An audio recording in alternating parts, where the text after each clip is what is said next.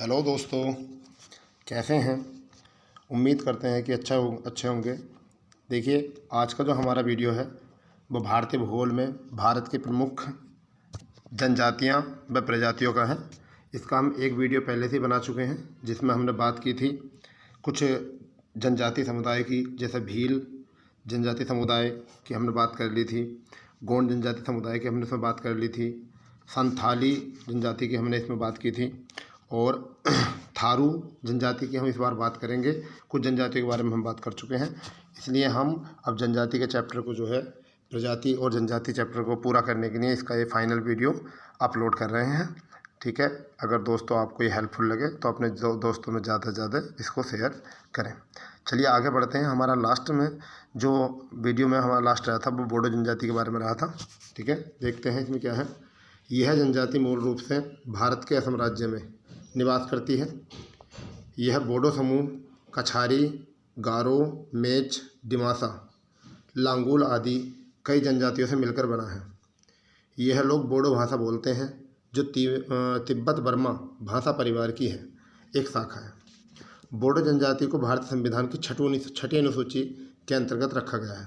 तो बोडो में अगर हम कुछ फैक्ट निकालते हैं तो कहाँ पर है, भारत के असम राज्य में निवास करती है और बोडो भाषा बोलते हैं, जो किस वर्ग की है, तिब्बत बर्मा भाषा परिवार की वर्ग है। और बोडो जनजाति जो भारत संविधान की छठी अनुसूची के अंतर्गत यह रखी गई है। आगे हम बात करते हैं थारू जनजाति। थारू जनजाति जो है, यह जनजाति उत्तर प्रदेश के सीमावर्ती नेपाल क्षेत्र, उत्तराखंड के उधम सिंह नगर जनपद में मुख्य रूप से निवास करती है। देखिए, उत्तराखंड के उधमपुर नगर जनपद में मुख्य रूप से निवास करती है। थारू जनजाति हिंदू धर्म को मानते हैं तथा हिंदुओं के सभी त्योहारों को मानते हैं। थारू जनजाति दीपावली को शोक पर्व के रूप में मनाते हैं। वर्तमान में दीपावली शोक पर्व के रूप में नहीं मनाया जाता। अगर हम नोट करने की बात करें तो वर्तमान में नहीं मनाया जाता, जबकि पहले क्या था, थारू जनजाति लोग दीपावली को शोक के रूप में मनाते थे। समझ गए। अगर हम यहाँ पर बात करें तो थारू जनजाति जो है वो पहले दीपावली को शोक के रूप में मनाते थे, और ये कहाँ पर हैं, उत्तर प्रदेश के सीमावर्ती नेपाल और उत्तराखंड के उधमपुर नगर जनपद में होते हैं। ठीक, इसके बाद में अगर हमारी दूसरी जनजाति है वो भोटिया या भूटिया जनजाति है। भोटिया जनजाति के अधिकांश लोग पर्वतीय स्थानों पर ही रहते हैं। इसका संकेतन उत्तरी क्षेत्र मुख्यतः, यानी इनका जो विस्तार है वो कहाँ पाया जाता है, हिमाचल प्रदेश, उत्तराखंड तथा सिक्किम राज्यों में पाया जाता है। यानी कि भूटिया जनजाति के जो लोग रहते हैं वो पर्वतीय स्थानों पर रहते हैं, पहली बात यह है। और वो पर्वतीय स्थान कौन कौन से हो सकते हैं, वो हिमाचल प्रदेश है, उत्तराखंड है और सिक्किम है। आगे हम बात करते हैं तो यह जनजाति जो है आर्थिक, शैक्षणिक, सामाजिक रूप से अन्य जनजातियों की अपेक्षा पिछड़ी हुई है। यानी कि अगर आर्थिक रूप से देखें तो, शिक्षा के माध्यम से देखें तो, सामाजिक रूप से देखें तो अन्य जनजातियों से ये पिछड़े हुए हैं। और भोटिया जनजाति ऋतु प्रवास हेतु प्रसिद्ध है। यानी जब ऋतु परिवर्तित होती हैं तो ये उनमें प्रवास, यानी एक स्थान से छोड़कर दूसरे स्थान में चली जाती हैं, इसलिए ये थोड़ी सी इम्पोर्टेंट है यहाँ से। अब अगर बात करते हैं नागा जनजाति की अगर हम बात करें तो भारत के नागालैंड राज्य में, देखिए नाम से ही पता चल रहा है कि भारत के नागालैंड राज्य में प्रमुख रूप से यह जनजाति पाई जाती है। इसके अतिरिक्त पूर्वोत्तर यानी कि पूर्व और उत्तर के अन्य क्षेत्रों में भी इसका संबंध है। नागा लोग कुशल योद्धा होते हैं एवं भाला उनके प्रमुख पसंदीदा अस्त्र है। देखिए, अस्त्र वो होता है जो हाथ से पकड़कर, जिससे हाथ से टच होता है उसे अस्त्र कहते हैं। जो हाथ से टच नहीं होता परंतु हाथ से दूर जाकर चला जाता है वो क्या होता है, शस्त्र। अस्त्र और शस्त्र में बहुत अंतर होता है। अस्त्र वो होता है जो मनुष्य के टच होने से ही, जैसे भाला हुआ, ये मनुष्य के टच से लाठी हुई, ये अस्त्र होता है। शस्त्र क्या हुआ, बंदूक हुई, बंदूक से गोली निकल जाती है, ना कि बंदूक निकल के जाती है। जबकि हाथ से वो है मतलब भाला ही निकल के जाता है। तो जो हाथ से निकल के चला जाता है, हाथ से लेकर हो जाता है, स्पर्श हो जाता है, उन्हें हम क्या कहते हैं, अस्त्र कहते हैं। और जो हाथ से चलाने के माध्यम से उससे किसी अन्य चीज़ के द्वारा जो छोड़ा जाता है वो क्या होता है हमारा, वो शस्त्र होता है। ठीक है, इनके प्रमुख त्योहार जो होते हैं, मिथन होता है। इस जनजाति के नागमिस नामक एक अलग भाषा का विकास किया गया है, जो विभिन्न नागा भाषाओं और असमिया भाषाओं का मिश्रण है। समझ गए। अब आगे अगर हम बात करते हैं तो हमारा नेक्स्ट है मीणा में तुम देखोगे आज के टाइम में मीणा जनजाति के लोग जो हैं बहुत IAS और PCS के मामले में बहुत आगे बढ़ रहे हैं, UPSC के मामले में बहुत आगे बढ़ रहे हैं। तो ये वही जनजाति जो राजस्थान के आदिवासी जनसंख्या की दृष्टि से मीणा जनजाति का प्रथम स्थान है। यह राजस्थान के लगभग सभी जिलों में निवास करती है। मीणा शब्द की उत्पत्ति मीन शब्द से हुई है, जिसका अर्थ जो होता है क्या होता है, मछली। मीण का मतलब होता है मछली। मीणा जनजाति अपनी उत्पत्ति विष्णु के 10वें अवतार से मानी जाती है। तो देखो बहुत इंपॉर्टेंट फैक्ट हो गया यहाँ से। यह राजस्थान की आदिवासी जनसंख्या की दृष्टि से मीणा जनजाति प्रथम स्थान पर है। यह राजस्थान के लगभग सभी जिलों में निवास करती है। मीणा शब्द की उत्पत्ति मीन शब्द से हुई है और मीन का किसका शब्द अर्थ होता है? ये होता है मछली का।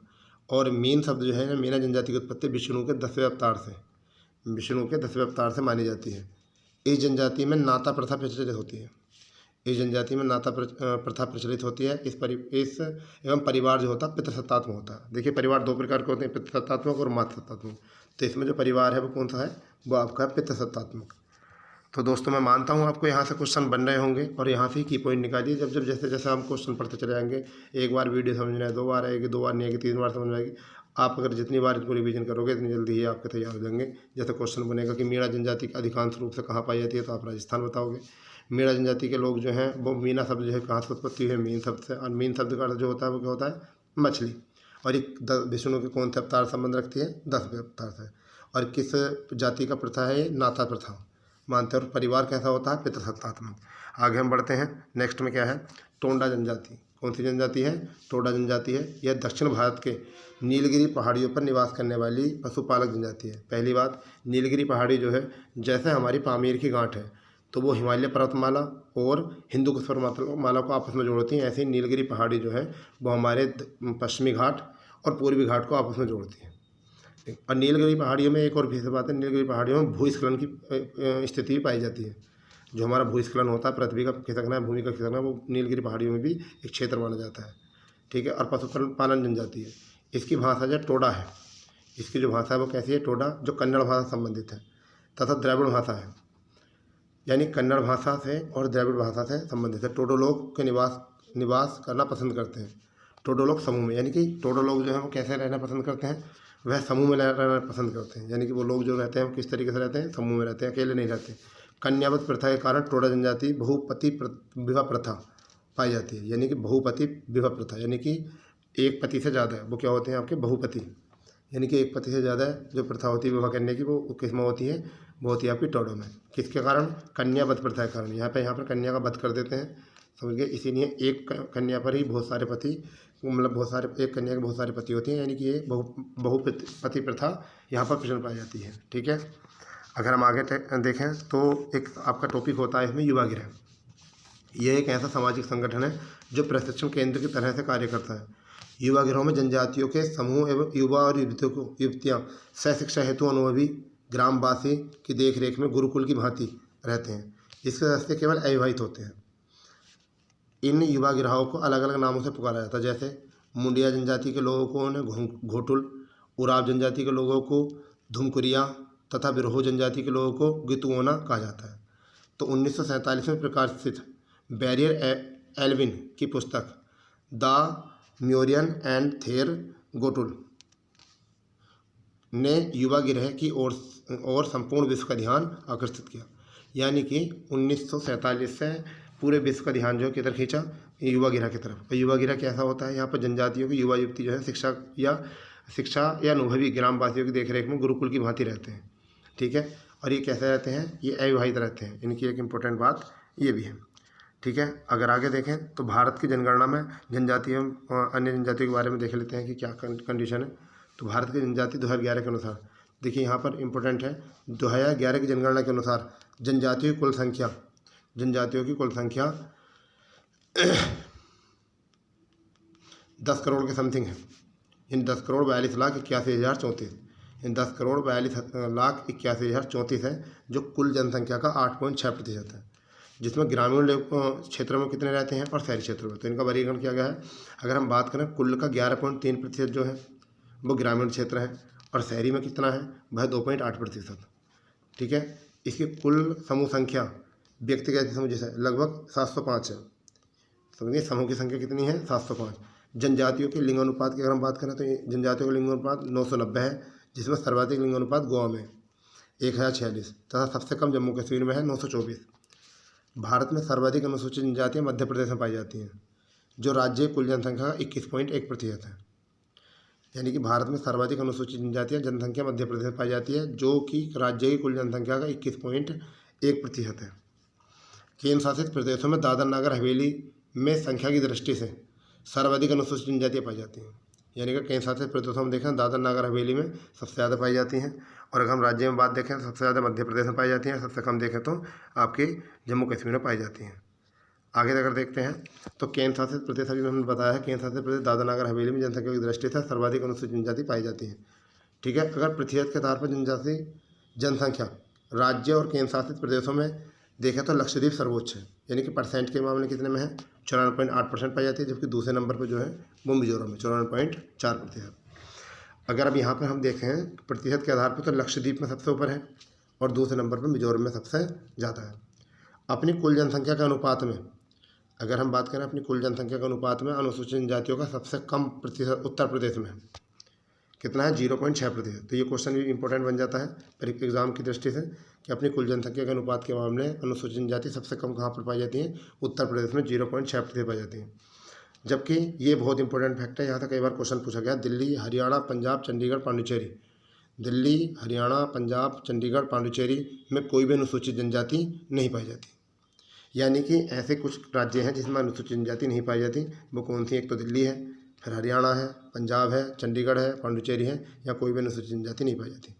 अगर अनुसूचित जनजातियों की साक्षरता दर देखें 2011 के अकॉर्डिंग तो यहाँ पर 59% रहती है, जबकि 2001 में जो थी वो कितनी थी 47.1%।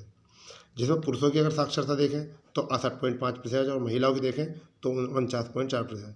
तो कहीं ना कहीं अगर देखा जाए तो महिलाओं की स्थिति यहाँ पर भी 72 है।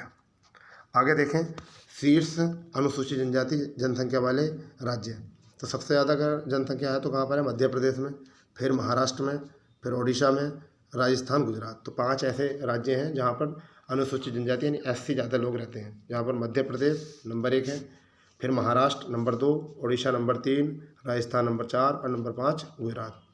अगर प्रतिशतता की दृष्टि से देखें हम शीर्ष अनुसूचित जनजाति वाले राज्य में केंद्र शासित प्रदेशों में प्रतिशत का, ये था जनसंख्या के मामले में, और यहाँ जो हमारा वो क्या है प्रतिशत के मामले में। तो नंबर 1 पर लक्षद्वीप है, नंबर 2 में मिजोरम है, नंबर 3 नागालैंड, नंबर 4 मेघालय और फिर अरुणाचल प्रदेश। तो अगर हम आगे देखें तो देखिए इसका एक चार्ट बनाया गया है। अगर हम यहाँ देखते हैं सबसे पहले चार्ट को अगर देखते हैं देखिए झारखंड में जो है इनका परसेंट कितना है 8.3%। गुजरात में अगर हम देखें तो कितना है 8.6%, 8.6%। ठीक है,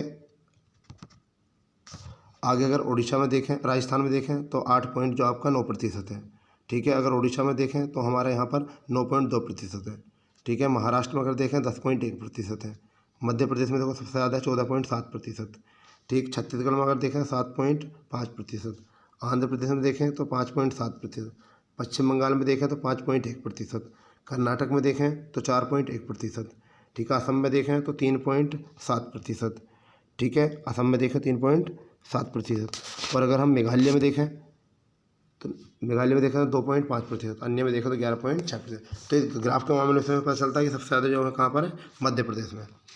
ठीक है, तो अगर हम यहाँ पर देखें एक बार फिर इन पर नज़र मार लेते हैं मोटी मोटी, तो हम बात कर रहे हैं भारत की प्रमुख जनजातियों के बारे में, जो हम गोंड, भील, थारू, संताली ये प्रमुख हैं। इसमें हमने पहले बोडो जनजाति की बात की है। बोडो जनजाति के जो है असम में निवास करते हैं। ठीक है, तिब्बत बर्मा भाषा परिवार बोलते हैं और ये संविधान की 6ठी अनुसूची में रखे गए हैं। अगर हम आगे बात करते हैं तो हमने थारू को कवर किया है। थारू जनजाति में शोक के रूप में दीपावली को मनाते हैं और ये उत्तराखंड और नेपाल के क्षेत्र में रहते हैं। अगर हम आगे देखें तो भोटिया या भूटिया पाए जाते हैं, जो हिमाचल प्रदेश और उत्तराखंड में पाए जाते हैं और सिक्किम में पाए जाते हैं। ठीक है, पर्वतीय क्षेत्रों में पाए जाते हैं। इसके बारे में हम थोड़ी सी बात हमने की है। अगर हम आगे देखते हैं तो ये जनजाति जो है शैक्षणिक, आर्थिक और सामाजिक रूप से पिछड़ी हुई है और ये ऋतु प्रवास में आगे विश्वास करते हैं। अगर नागा जनजाति को देखें तो ये नागालैंड में निवास करती है और ये कुशल योद्धा होते हैं। भाला फेंकना इनका पसंदीदा खेल होता है। तो अगर हम यहाँ पर तो इसके बारे में बात कर रहे हैं तो ये भी इम्पोर्टेंट है। अगर मीणा जनजाति देखें तो मैंने अभी बताया था आपको, ये राजस्थान में आदिवासी जनसंख्या की दृष्टि से मीणा जनजाति प्रथम स्थान पर है और यहाँ पर राजस्थान के लगभग सभी राज्यों में, जिलों में जो है निवास करते हैं। और ये मीन शब्द से इसकी उत्पत्ति हुई है और मीन का मतलब होता है मछली और विष्णु के 10वें अवतार से इनको माना जाता है। परिवार कैसा होता है, पितृसत्तात्मक इनका परिवार माना जाता है। अगर हम आगे बात करें टोडा जनजाति तो दक्षिण भारत में नीलगिरी पहाड़ियों पर निवास करती हैं।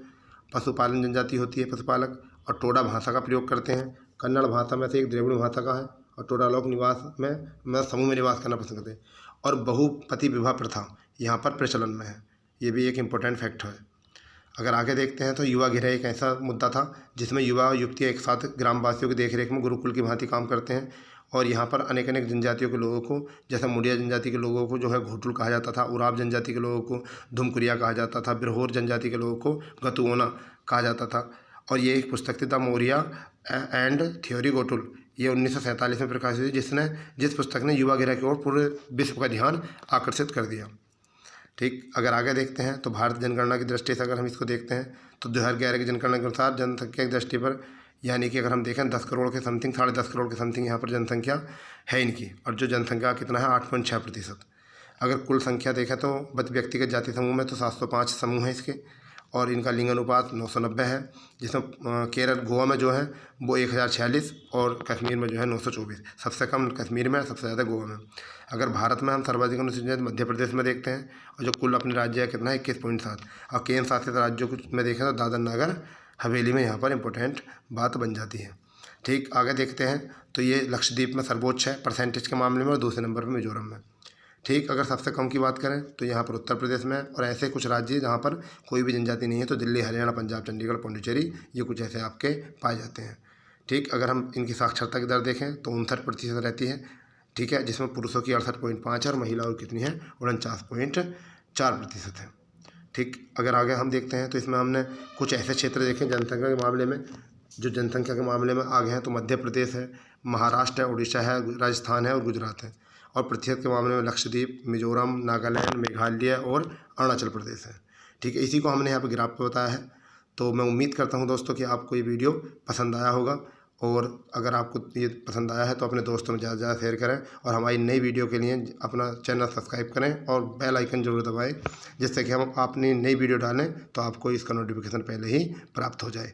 तो हमने जो चैप्टर कवर किया ज्योग्राफी का, ये भारत के प्रमुख जनजातियाँ, इसकी वीडियो 2 थी। जिनको अगर ये वीडियो देखनी है तो इससे पहले ये वीडियो इस भाग 1 देख लें इसका, ये भी भारत की प्रजाति और प्रमुख जनजातियों के ऊपर बना है। ठीक है, थैंक यू, धन्यवाद।